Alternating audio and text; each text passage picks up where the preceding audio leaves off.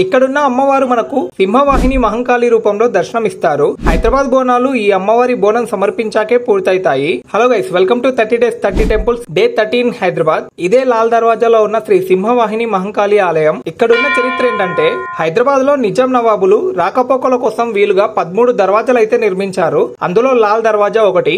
ఈ దర్వాజాని 1907లో నిర్మించారు. 1908లో మూసీ నదికి వరదలైతే వచ్చాయి.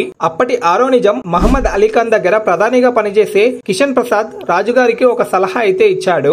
ఈ వరద తగ్గాలంటే లాల్ దర్వాజాలోని సింహవాహిని మహంకాళి అమ్మవారికి పూజలు చేస్తే వరదలు తగ్గుతాయని చెప్పాడు. అలా ఆరో నిజాం అమ్మవారికి బంగారు చాటలో పట్టు వస్త్రాలు, ముత్యాలు, బంగారు గాజులు, కుంకుమ పసుపు పెట్టి పూజలు జరిపించి వాటిని మూసీ నదిలో వదిలేయడం వల్ల వరదలైతే తగ్గాయంట.